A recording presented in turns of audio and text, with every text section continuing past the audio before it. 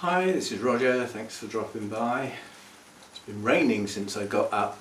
Let's put Mojo's nose out of joint straight away because he went to the door and took one step outside and went, nah, we're not doing that. So he hasn't been out today. Oh well, that's the way it goes. He did have to go to the vet. His claws, front claws were curling round again, starting to touch his pads. And that got quite bad last time I had to have it done, so I took him straight down there. It's really good. You phone them up and tell them what the problem is, and I got on, that was about 10 o'clock in the morning. I got an appointment for 3 o'clock and took him in. They took him out the back, came back 5 minutes later, job done. And not a ridiculous price either. But I asked them about what do they use, and they showed me the nail clippers that they use, and I've gone online and bought some. Now the reason I took him to the vet, see, vets don't tend to understand these sort of things. Well, you could have done that yourself. Yeah, I got one hand to hold Pussycat, one hand to hold the paw, and the other hand to hold the clippers. You can't do that sort of thing on your own, sensible, especially when you've got a cat that will wriggle and bite. Couldn't scratch very well because his claws were curled round. Anyway, the idea is that when Hannah comes down, between the two of us, we can do it ourselves and save me a bit of money. It's not so much that, it's the stress. The stress of having to go in his carry case, going in the car, strange people, strange place. It's quite upsetting for an elderly cat, so if we can do it ourselves, great. But for whatever it was, 6 or 7 quid for the clippers, it's got to be worth a go, hasn't it? So that's that. Elvis doesn't get the problem. He continuously uses his scratching post and the scratching mat. So he keeps his claws, kept. Because Mojo's lazy, basically. A bit like me, I suppose. Anyway, so the cold's gone. We're reading 17 in here at the moment. That's the warmest it's been out here for a very long time. And hopefully we're going to get to the stage where I can actually not have the heating on all day long. I hate to think what the last fortnight has actually cost me in heating, but I'm not sitting around shivering, so it had to be done. Anyway, we got mild weather for the foreseeable now, including over the holiday weekend, Christmas weekend, whatever you want to call it. Anyway, the rest of today is going to be devoted to the questions and answers. Well, these are the questions. I will do my best to give sensible answers, and if I can't answer something, I'll say so. I'll do what I normally do, read out whose question it is, and then in some cases an abbreviated version of the question. Some people like to write an essay, don't they? And then I'll do my best to answer it. There are quite a few, so quite honestly we need to get a bit of a move on. For me to be filming my Sunday chat, it's quite late in the day today, and I have to post twice, once to the Patreon site, which is the ad-free version, and then once to my normal channel, so I have to do 2 loads. It takes a while. Right, what I've done is I brought the laptop out here, I've loaded the actual video itself into Studio and pulled up comments, so the only comments I see are the ones that are under this video, that's the rules for the Q's and A's. The question must go under the video that's the Q's and A's one. If they turn up anywhere else, they may or may not get dealt with, let's put it that way. Right, so Kerry Clark, first one. Thank you very much for wonderful videos. I have a question. As a newbie, we all had to start sometime. What I believe to be a Dendrobium phalaenopsis type, with very skinny canes. Will they thicken up with care, or will they always stay skinny? And I just have to wait for new canes which might be stronger. That's a difficult one because without being able to see it or put it next to another one, it's difficult to tell whether they really are skinny, if you see what I mean. The phalaenopsis types do have slim, tall canes, and they can vary from 1 metre tall to like 30 centimetres or even less. Some of them are quite petite plants. Some of them are monsters. There's one over the back practically reaching the roof over there. That's a phalaenopsis type. So it's difficult to say what is a skinny cane, but the logic for their growth is that they push up the canes until they reach full size, given a decent growing season and feed and water and all that sort of stuff, and warmth, they like warmth. And then they stop growing. They produce a terminal leaf, which is it's a slightly different angled leaf. Sometimes it's vertical, but as they come out like that, and then the one at the top's usually in a slightly different angle, and often a bit smaller as well, and it's the last leaf that cane will grow. Now some of them will actually swell up a bit after that point. After it's finished growing in height, it may put on some girth. Some don't, so it's a difficult one to sort of say. All I can say is that, you know, if you grow new canes and they look the same as the old canes, then that's what that one's supposed to look like. There's so many complex hybrids within the phalaenopsis type that have got other things in with them, so that could have an influence on the cane size. Right, Gail Cunningham, which orchids in your collection have you collected from their natural habitat? Well, here in the UK we don't get a lot of tropical orchids. Come on. I have one native orchid which I might have lost back in the heat wave, I'm not sure. We'll have to see if it comes up this year, which is a marsh orchid, and that wasn't collected from the wild, that was bought from a garden centre in their water garden department. And that's the only native orchid I got. Tropical orchids don't do so well in the UK, especially when we've had -10. Right, let's just scroll down a bit, get this mouse to work.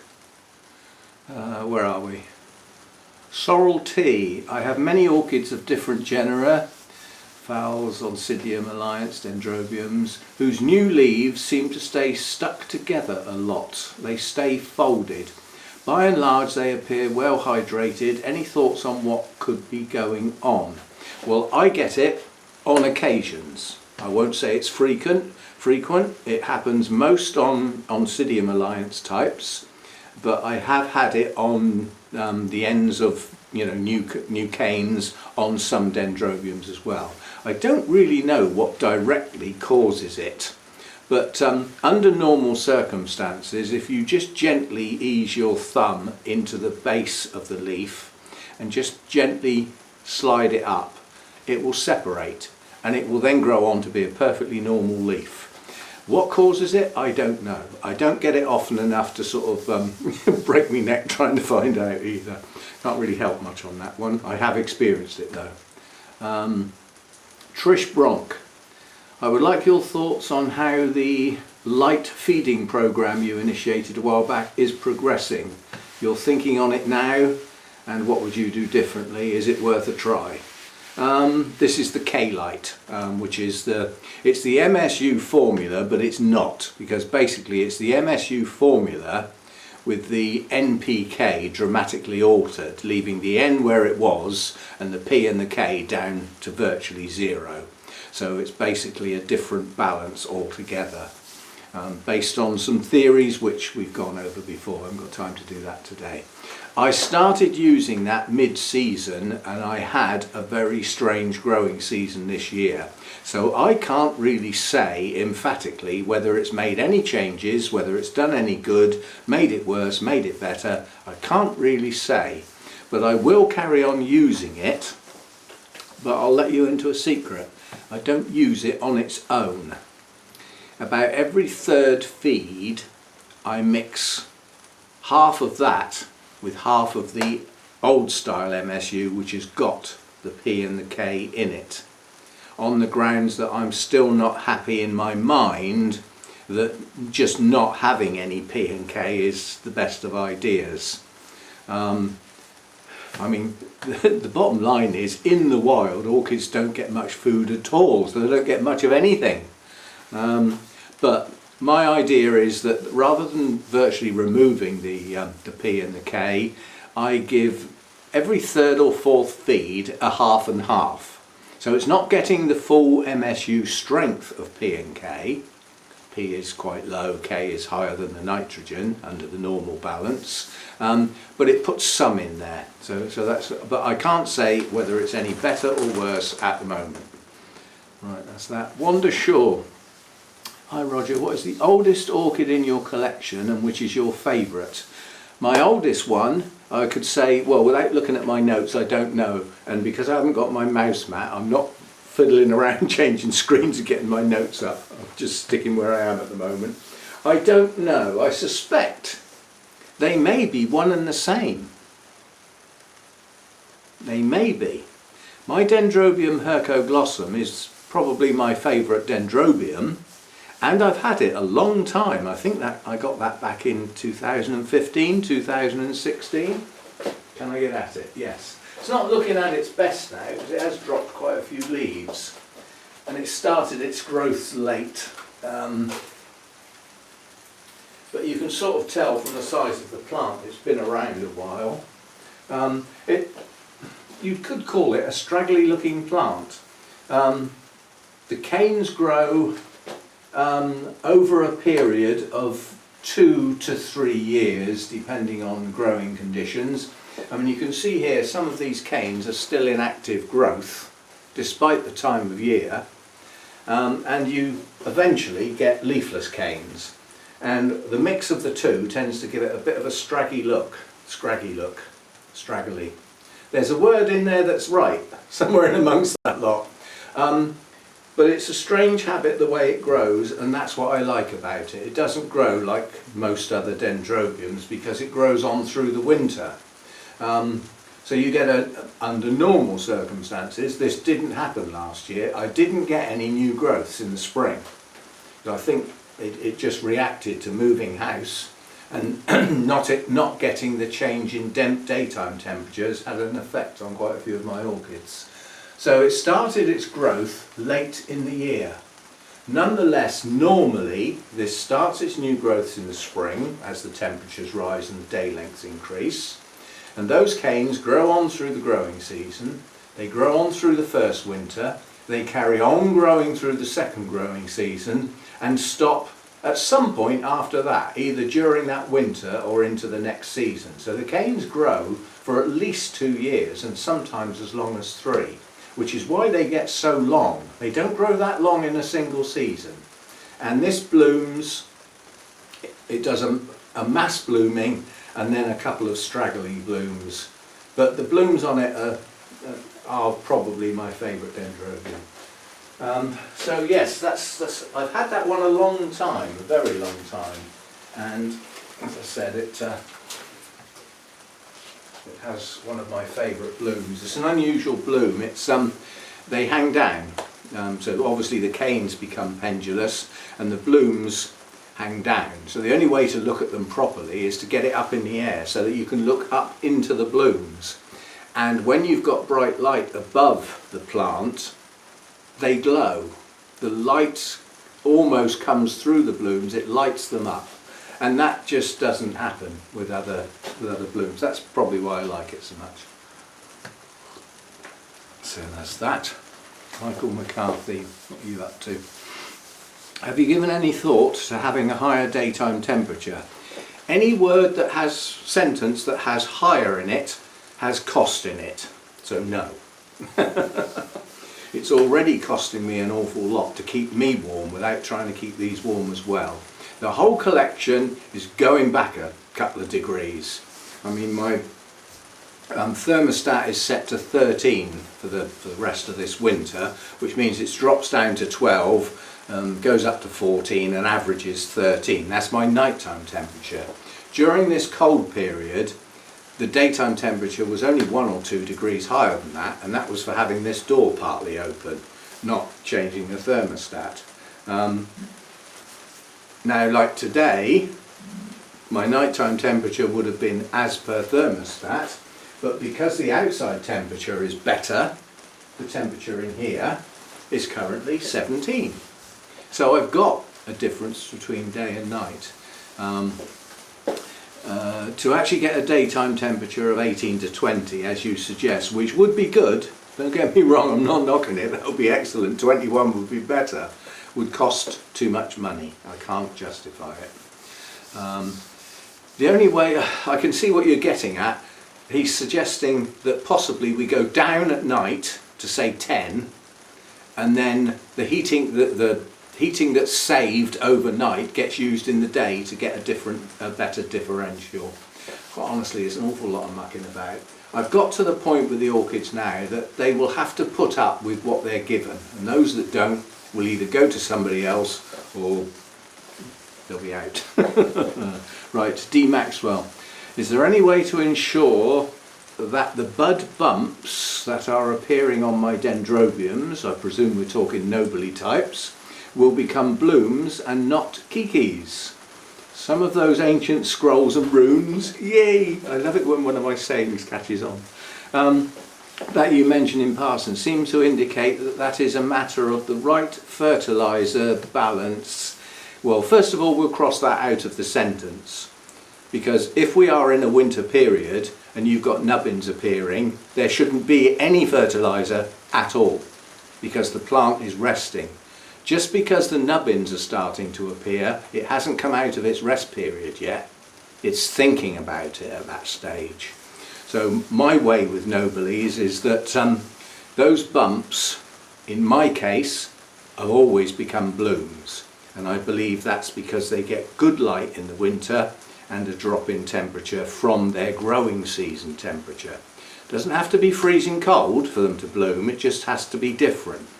So if you've got a constant 25 to 28 degrees daytime temperature in your growing season, you don't need to go down much below 17, 18 and they'll bloom. It's the difference that's important. If you haven't got high growing season temperatures, you need to drop down a bit more in the winter. And a lot of the hybrids are going to bloom anyway, it's just how well they're going to bloom.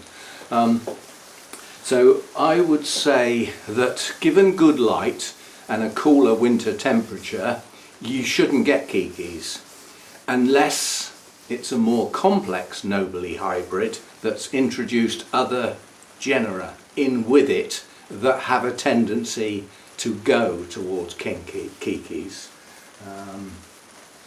But I haven't got any. All of mine turn into blooms. So yeah. But if they're resting, they don't need any food. Simple as that. They don't need a lot of water, just enough to stop the canes going. Yep. So therein possibly lies what the ancient runes are getting at, because some say that if you feed them before those buds extend, they will become keikis. I haven't tried to prove it because it would mess up one of my plants for a year, so I'm not doing it. Right, that's that.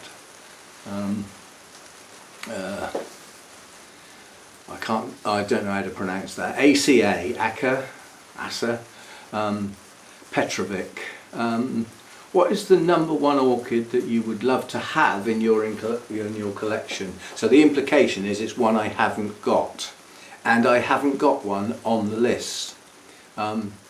But what I would like to get again is a decent Mr. Hairy, yeah? And you know what's going to happen now? Yeah, it's happened. Yeah, the name of the orchid's gone straight out of my head. Yeah, it's gone. That happens quite a bit with me. If I need a word or a little bit of a sentence that's important right this minute, it just goes. It will pop up again probably before the end of the video. But its nickname is Mr. Hairy. And at the beginning of my videos where I've got the, you know, not one that just goes straight in, one that's got the, you know, Rogers orchids and everything like that, there are 2 pictures of orchids bouncing around. One of those is Dendrobium. Yeah, that one. I'll put a pop up, that's annoying me now. But I would like to get a good one, because the ones you see for sale are just 2 or 3 manky canes, often with no leaves on. Now they have a tendency to become deciduous, but a healthy plant that's growing well will have leaves on. But I did have a good one once that bloomed incredibly well, and then it just went downhill. So there we go, that's that one. Tracy Strombotany, I think. We'll have some fun with some of these, I'm sure. Do you have any concerns about your orchids in clay pots being too cold? Funny you should say that. Yes, I have. In these cooler temperatures, where I've got cool daytime temperatures, when they get watered, the clay pots generate evaporative cooling, which in the summer is a great way of keeping your roots cool. In the winter, that is not required. So I have got to think about my Cattleyas now that I'm running a much cooler grow room, if I'm going to carry on with Cattleyas. I think because of the temperatures, they do better coming out of the clay pots. Going in plastic pots or wooden baskets, better still, because then all the plastic baskets with the open mesh. Oh, I can't get that one now. But something other than the clay pots is on the cards. At repot time, not just because, if you see what I mean. So yes, reading my mind there. Carol Sykes, or while we're on Carol Sykes, the subject, the plants to go will now be after New Year, because the post is in disarray at the moment, and there isn't time before Christmas when everybody's doing bank holidays. So after New Year, when we get out to a period of mild weather and Postman Pat is back to some sort of normality. So that's that. Right, your question. Have you had time to draw any conclusions? It's a K-like question. I've already done that one. So as I said, I can't see any real difference at the moment, but I haven't got a direct comparison because this year's growing season was odd. So everything was different, irrespective of the fertilizer. Right, where are we getting to? Bray Fisher. Do you think that the bug bombs you set off in the room damaged some of your plants? There are two schools of thought out there. Some say yes, some say no. The reviews, some said yes, some said no. I'm inclined to believe that some were affected. I don't know whether you could say damaged, but were affected in some shape or form. Difficult to prove. But let's put it this way, I'm hoping to use something different for the bugs from now on. You have to bear in mind their main use in here was not the bugs on the orchids, it was the outbreak of spiders. Being false widow spiders, they bite, and they are well, all spiders are poisonous effectively. It's the degree of poison whether it has a major effect on us. But some people have had an odd reaction to their bites, and I just don't want them in here. I don't want to be looking over my shoulder all the time, and they were up in the roof, hanging down on webs, you know, you could walk into them. I wanted them gone, and it did the job. I don't think it got rid of all my bugs on the orchids though. That would have been a bonus. So yes, I do believe there was probably some damage. Right, Sandy's orchids. How long do I need to cool down my cooler growing dendrobiums to get them to bloom? Examples: Nobiles, Chrysotoxum, Delicatum, I can never say that. I'm not going to say it. the one on the end. If you look at a video, you can always... Can you read the comments underneath? Oh, I'm not sure. Anyway, it depends on dendrobium type. Now, in that list there is Delicatum. If you don't chill that right down, the chances are it won't bloom at all. That is one of those that needs cold. And by cold, I know people that have got that in an unheated greenhouse that can get down to freezing. Kept dry during that phase, and they bloom their heads off. Some of the others, like Chrysotoxum, is not strictly speaking a cool grower.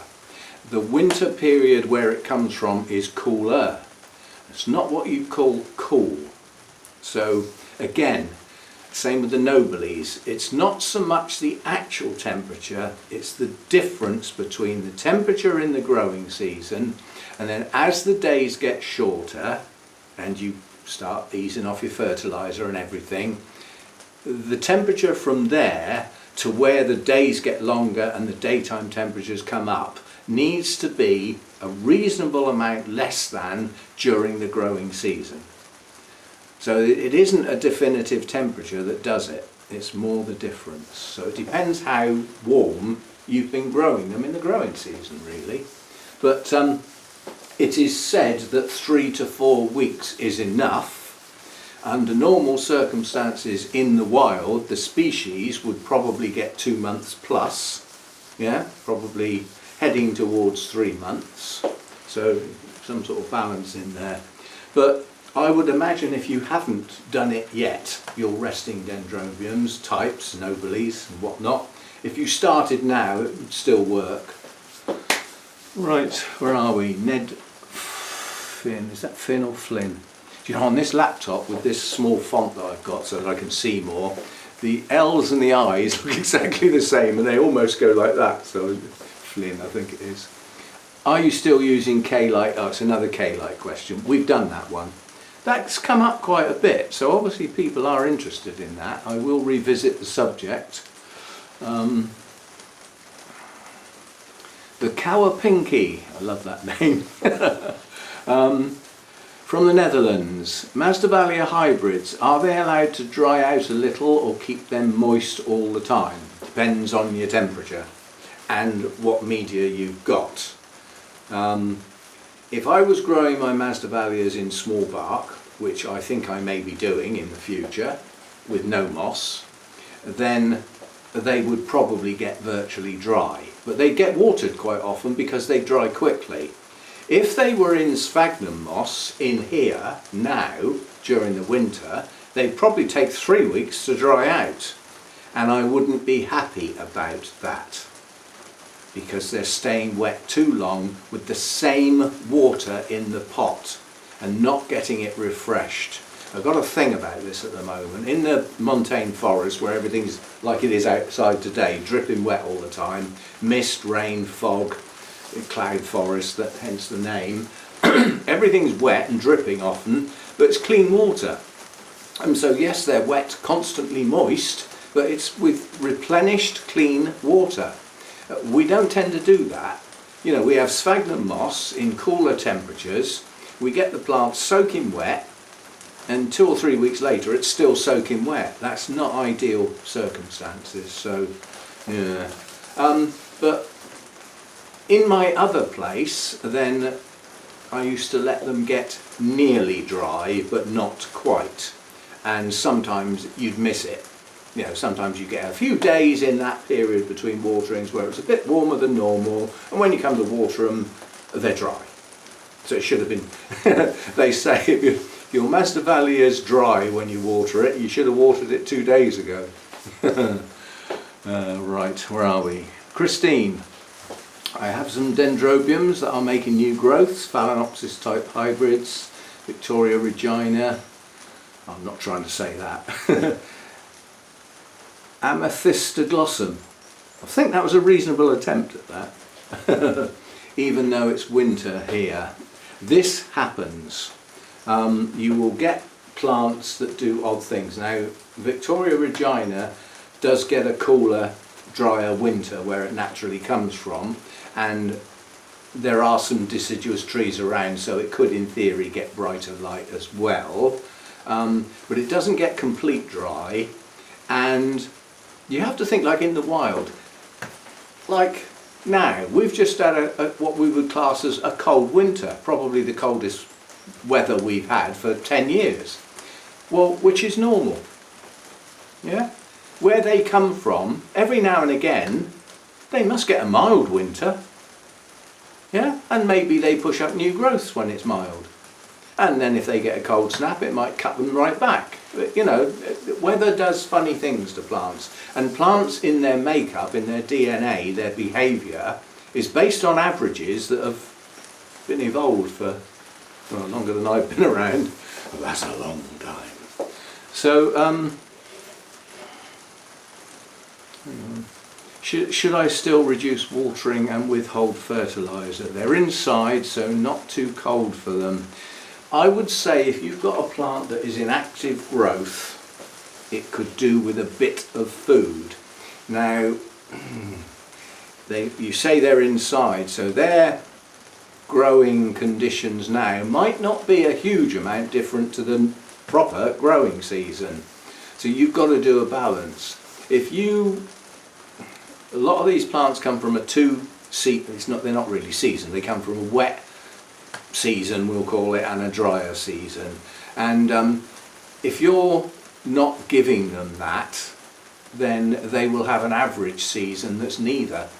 It's neither a soaking wet season where it's raining heavy a lot of the time and the plants and roots are getting soaking wet. Yours probably never gets soaking wet, ever, you know. So we're trying to average stuff, basically. I would say if a plant is growing, it needs some food. If you don't feed, in particular, caned Dendrobium with substantial canes, if it's in active growth and you don't feed it, it will draw the reserves from the existing mature canes, which will reduce the overall strength of the plant. It won't kill it, but it will reduce the overall strength. And if that's the only food those new growths can get, they probably won't be as good as if they had a bit of help. And that's that. Right, where are we now? Talk about reading things wrong. I must get a new pair of glasses. The next name I read as Natalie Portman. I thought, wow. Unfortunately not. No insult meant. It's Naree Pittman. So close, got a lot of the right letters. Miltoniopsis orchids. I bought a healthy one. Yeah, we all do that, or we think we do. Or so I thought, as it had 4 new growths and loads of roots in the pot. Does old growth leaves go naturally yellow and fall off? Yes and no. If they all do it all at once, you've got a problem. The natural progression is that they do eventually become deciduous and the older bulbs will lose their leaves and they normally go yellow before they drop off. So you have to balance that. Miltoniopsis are one of the fussiest orchids around, or I find them that way anyway. And they object to stress and they do strange things under stress. Now stress can be nothing more than coming from where it was to where it is now, and it objects to that change in light, temperature and humidity and thinks, blow it, I'm dropping me leaves. So it's a yes and no answer, I'm afraid. Any tips on those? Well, repot when you see new roots, make sure the media doesn't go stale, don't keep them soggy, don't let them go totally dry, keep the humidity reasonable, don't let them get bright light, and any one of those things will upset them if it's wrong. So, nice easy one to grow, yay! Tom Lemaine, through experiment, what if you would have the orchid knowledge you have at the moment, but you didn't have any orchids? You have a few £100 British to start your orchid collection in your current home. What orchids would you buy? Well, first of all, nowadays I ain't going to get many for a couple of £100. 6, 7, maybe 8 if I was lucky. But that is nonetheless the start of a collection. One could be the start of a collection. In this environment now, it's easier to say what I wouldn't probably get anymore. I wouldn't get anything that would be classed as a warm grower, so that would exclude some of my Dendrobiums, the Dendrobium phalaenopsis type, the black hair types, and yet some of my black hair types are growing well and others have died. Yeah. So those two in particular, Latoria type Dendrobiums, I'd probably avoid those. Cattleyas, I'd be far more selective for those that do grow at higher elevations, things like, well, my Laelia anceps, ideally suited to the conditions I've got now, really bright light, not direct sun, and cooler temperatures, so that one's fine. But some of my others are just, they're doing nothing, they're not doing much at all. So as I said, it will probably be more about what I wouldn't do, but what I would do is I would hunt out some really nice odontoglossum types, because I've now got almost perfect conditions for them. So yes, I would change, and I probably wouldn't have a kitchen windowsill full of phalaenopsis either. One of my phalaenopsis in the kitchen I think has actually collapsed. The base of all the leaves have gone yellow and they feel loose. And you know what that is?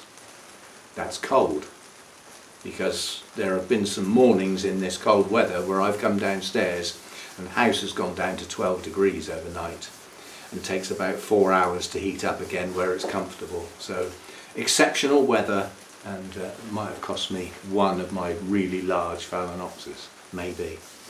Right, so sort of answer for that one. Then we've got Will Air at 26A Toady. I hope that's not a proper name, but that tickles me, that name, it does. I am most likely too late, but what are your thoughts? No, you're not too late, because I said I'd do the answers on Sunday, and today's Sunday, so you're fine. What are your thoughts on how is your Fern slab mount holding up? That's one I can get. Well, first of all, the mount's a bit big for the plant that's on it, and the plant that's on it got split up this year. So I've got 2 tangled up here, 3 tangled up in fact. Let go, thank you. Right, so the slab itself is holding up really well and is showing no signs of breaking down or rotting. It does, however, have a bit of mould on the back. I don't worry so much about that because it's not on the front. This plant grew, this is Dendrobium Jenkinsii, I'll get there in a minute, and it has grown some new growths. It's lost quite a few leaves, but then it was torn off of its old mount, old bits taken off and reset on this particular mount with no moss, the idea being that any new roots would get into the fibrous board. I can't say I'm over the world with this. I wouldn't go out and get a load, but this was given to me as an experiment to see how it did. Now, in the other environment, I suspect this plant would have done better on here, but it's now resting. All new growth has ceased, all the leaves have matured. I hope it's finished dropping leaves, because it has dropped quite a few, and it's got its cool temperatures and it's got its bright light. So as a plant, it will bloom at the appropriate time. And then hopefully next season it will have acclimatised a bit and grow on a bit better next season, because it didn't grow very well this season. It objected to having all its roots ripped, basically. Well, it's understandable, isn't it? Right, so that's the mount. As I said, I don't think I'd go out and buy loads of those. To a degree, I'm weaning off mounts a little bit now. Round the old place where I had high humidity, it was well worth having mounted orchids, and in the main they did pretty good. But now I've got much cooler temperatures and far less humidity. I mean, I'm almost at the point now, my humidity is, it says 46%, yeah, and that's at 17 degrees. This humidity could do with being a bit higher, but I haven't watered anything today, and quite honestly the dehumidifier is shut down now, as is Hurricane Hector the humidifier. There's no point in having them both on, is there? But as this mild spell kicks in, I might think about giving Hurricane Hector a go, you know, for a while during the day, just to up the humidity a bit. But really, it's nothing much is growing that strong at the moment, so I'm not particularly worried about it. But with the mounts, that humidity is too low, which means I need to water a bit more frequently, which I don't really want to do because a lot of them are resting. All this catch-22 going on as things have changed. Right, Betty Wilson. I have a newly acquired Pleurothallis sonderana. Well, first of all, I don't have any Pleurothallis, strictly speaking, those that are actually called that. But in that group of plants, my Restrepias, Masdevallias and single Dracula come into that class of plant. But I haven't got any, strictly speaking, Pleurothallis as such. It's got drooping leaves. It grows in a windowsill with dappled sunlight and room temps averaging 19 degrees. I miss the tree fern mount daily with tap water. Should I carry on and wait out the transition to the new environment? These are high humidity plants, number one. Number 2, the majority are cooler growers. And number 3, most of them do not like bright light. They are more shady type plants. So bear that in mind and then apply that accordingly. It's also mounted, and it's on a tree fern mount. Well, I've just got one of those down, and I could probably pour half a litre of water on that mount if it was flat, and it would soak in, which would mean that plant would be wet for a fortnight. So that stuff can hold an awful lot of water, which for that type of plant is great, but they do need the humidity as well. So yeah, I'm not saying it's in the wrong place, but that's not an ideal place for that type of plant, I don't think. It's also getting its mount sprayed with tap water. Well, there's good tap water and flipping awful tap water, so you know, whatever there. Right, Zula, do you water your orchid before fertilizing? No. It's geared up to, yet again, we go back to the wild, and the rain starts coming down, and all the decay and bird poo and monkey poo says, hold on, for goodness sake, don't mix with the rain yet. We need the plants to get wet. And then in half an hour's time, we'll have some more rain and we'll add the fertilizer in. Come on. I don't know where this idea has come from, but at the end of the day, we go back to the bottom line. They don't need much food in the main. There are some high feeders. They're not really high feeders. They're ones that use the high levels of feed. In the wild, they probably wouldn't get that, but we can give it to them because some will accept it. And others won't. They will stop taking in fertilizer at the point they've had enough and it sits in the pot. That doesn't do your roots any good. But no, I do not water before fertilizing. When it's a feed run, you've seen me water. I pick a pot up, not so much this time of year. I get my glass, I fill it up, I pour it in, I do it again, and I do it again. The pot is absolutely soaked. If I did that with plain water, the roots would have absorbed most of what they need at that point prior to pouring the fertilizer in. So the fertilizer would probably stay in the pot. I don't subscribe to that theory. Again, it's by looking at a bit of logic for what happens in the wild. Right, next one. Let's have a look. See. I haven't got too many more. I'm aware of the time creeping on here. How long have we been running now? 42 minutes. We need to crack on. Now I've lost my space. Oh, here we are.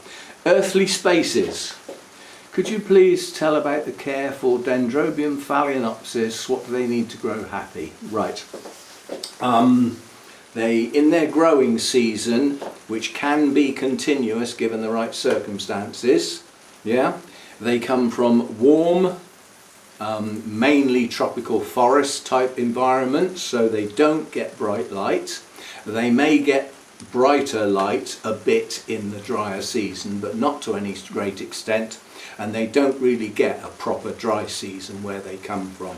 It's just drier, but the areas have had a lot of rain, so you know, it's constantly humid and, you know, and warm. That's the important thing. They like to stay warm.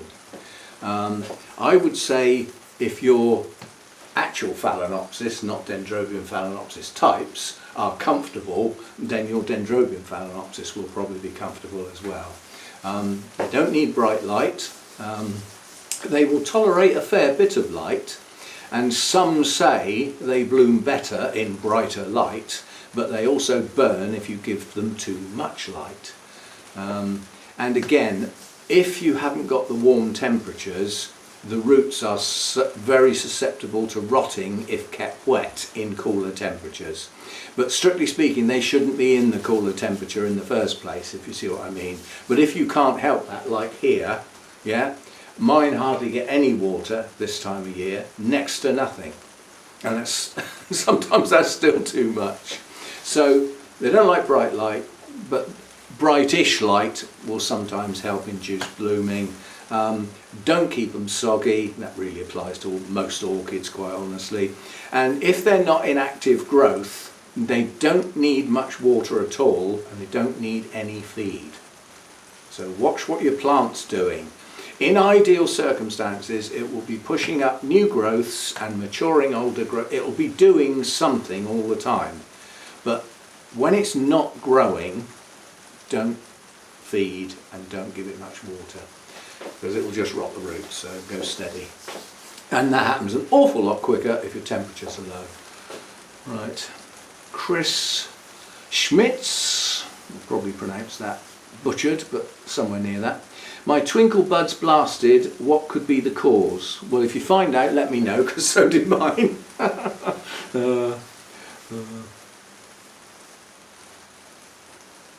Right, that's quite, and the Cowapinky has also commented on that, that when you get a large twinkle spike, not all the buds push on at the same sort of rate. And you often find the smaller ones just lag behind and drop off. They just go brown, drop off. They've blasted, basically. Now, by implication, not necessarily true, but the logic again, those spikes take quite a long time to grow. And for the size of the plant, there's probably a fair bit of energy. Yeah? And they're pushing all the time, expanding. And if there isn't quite enough for all of those branches and all of those buds, something's got to give. And that may be the reason for some of them just stopping and not maturing and not coming into bloom. It also could be changes in environment that causes bud blast, more coffee. It's nearly cold, we've been going too long. But all of my twinkles got taken off mounts this year and put in pots. Major disturbance to the roots, and they're just about hanging on. I'm hoping they will push on better next year. Now they've got some nice fresh media. So that's that. But the cause normally for buds blasting is the conditions are not quite right. It's often a lack of humidity. It can also be your fan. That'll do it. You know, I mean, I've got an oscillating fan, so nothing stays in direct line of fire for any length of time. But a fan that doesn't oscillate has got quite a little blast going on there, and in lower temperatures, it's not just air movement, the name changes. It's called a draft, yeah?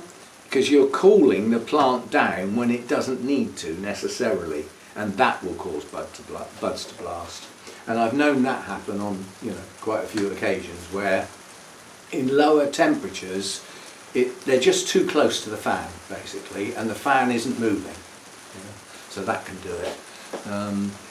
Lack of hydration will also do it, but that would probably show in your bulbs starting to shrivel. But, so various reasons for bud blast on any plant, not just those. Do you have any Paphiopedilums? Take the S off and I can say yes. I have a Paphiopedilum, I'm just digging it out. I got this in bloom on a bit of a whim because I don't normally grow these. And I got this one because I love the leaves and I was prepared to put up with the leaves. Now in theory, these may be separate plants because I know what these people are like that pop these things up. But this is the plant that bloomed, this one here. So what's this one and what's this one? Are they immature growths that are never going to bloom attached to the same plant, or are they separate plants that could bloom?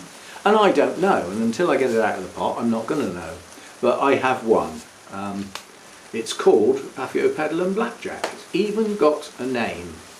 My problem with these is I like the patterned leaved ones, and the ancient runes and scrolls will say that the patterned leaved ones like warmer temperatures than the plain leaved ones that can take quite cool temperatures. I don't specifically know if that's true because I don't normally grow them, but I'd like to have a few more. I used to have some that I've got fed up with them being so slow. Plus, in addition to that, although some do grow like this, I got fed up with producing a new growth that came into bloom and the old growth died. So I only ever had one, you know, one coming and one going all the time. I never got a decent sort of plant. But apparently that depends on the type that you've got. So simple answer, I have one. Right, where are we now? Panta Kisiano, I presume that's pronounced. I'm just starting with orchids. Any tips? Yeah, don't do it. That's the best advice I can give. Don't do it, you'll get hooked. And then you'll have no flipping shelf space, no window sills, your dining room table will get taken over.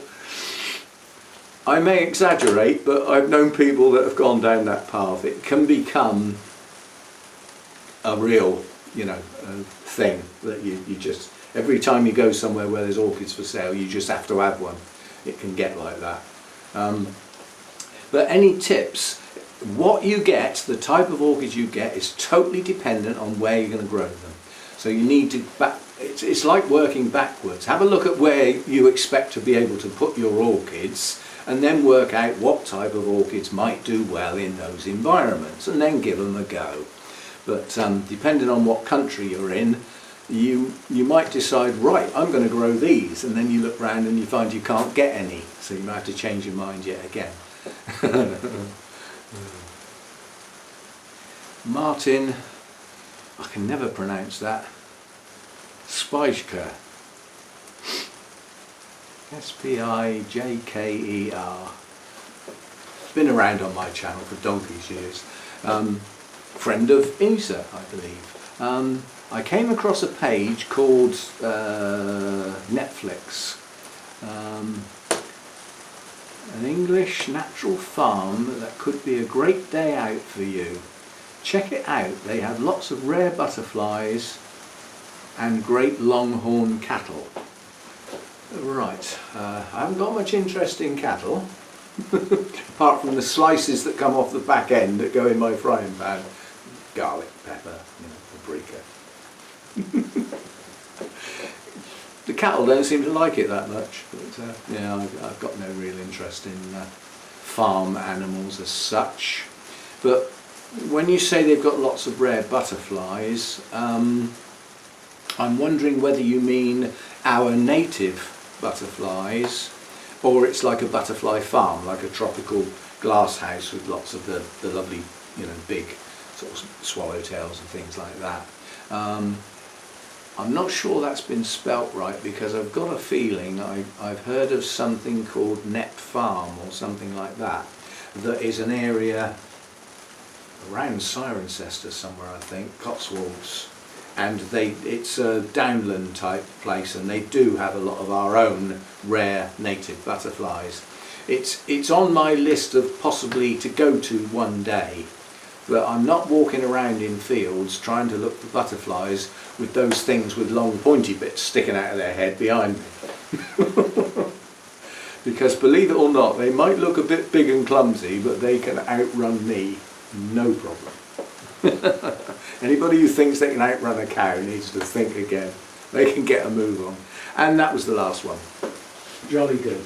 So anybody who puts any questions on that video after now, basically, might find they've been ignored because it's on an older video. But I do go back when I do my comments first thing in the morning while I'm waking up and having my coffee and that, sorting the cats out. I don't only look at the video I posted the day before. I usually go back 2 or 3, because I find that sometimes somebody might ask a question and I put an answer on the comment, and then they ask another one, and that could be like 24, 48 hours later. So I do backtrack a bit to see if anything else has come in. So any late questions that come in on here will probably still get looked at tomorrow, but probably not after that. But you can ask a question on any video. It doesn't have to be in a questions and answers session. Anyway, I hope some of those questions were useful to more people than just the person that asked them, which is the whole idea of this type of viewers questions and answers. And again, I hope that given the question is useful for other people, hopefully the answers are as well. And some answers I know are vague, simply because without the growing conditions we're talking about and actually seeing the plant, it's difficult to actually, to deal with that sort of thing. So anyway, bit of fun. And for the first time in a fortnight, I'm standing out here with my sleeves rolled up and I'm actually quite comfortable. Been out here sometimes filming and I'm surprised you can't see me shaking where I'm so flipping cold. Anyway, the rains have come. And thanks for dropping by. All the big Sunday thank yous. Thanks for everybody who's subscribed. If you're not, it'd be nice if you did so. Thanks for the thumbs up that I get. Try not to forget that. It all helps the channel, and it's a zero cost, virtually zero effort. I'm the other way round, you see. I don't wait for the reminder at the end of the video. If I watch somebody else's video, I hit the thumbs up as the video starts, before I've even started watching it. I assume that if it attracts my attention that I want to see it, then it deserves one of those. I can't remember ever putting a thumbs down on a video. Anyway, that's that. And thanks again for the patrons that are hanging in there in difficult times. I know they're difficult. And thank you, I can't think of the name at the moment, but somebody went to quite a lot of trouble to make a one-off donation because they didn't have the cards. So they couldn't use Buy Me a Coffee. And so they actually came in the back door to my email address and asked for my PayPal email address so that they could make a donation direct into my PayPal account. That's putting a bit of effort in, isn't it? And thank you very much. It's appreciated. All contributions are muchly appreciated, quite honestly, in these hard times. So anyway, thanks for dropping by. What's coming up next week? I haven't got a clue. But you have to bear in mind it is coming up to the holiday period, and I'll be picking Hannah up on Saturday. I would hope to have something to post Saturday morning, probably filmed on Friday, and then Sunday and Monday there's definitely going to be nothing, and I'll be taking Hannah back on the Tuesday, so there's probably going to be a gap between Saturday until the following Wednesday. And quite honestly, I don't think it's a big deal on the grounds that all the people that watch the channel have probably got better things to do over that period than sitting watching orchid videos. So it's a gap that I will appreciate, and maybe you will too. So see you next time. Thanks for dropping by.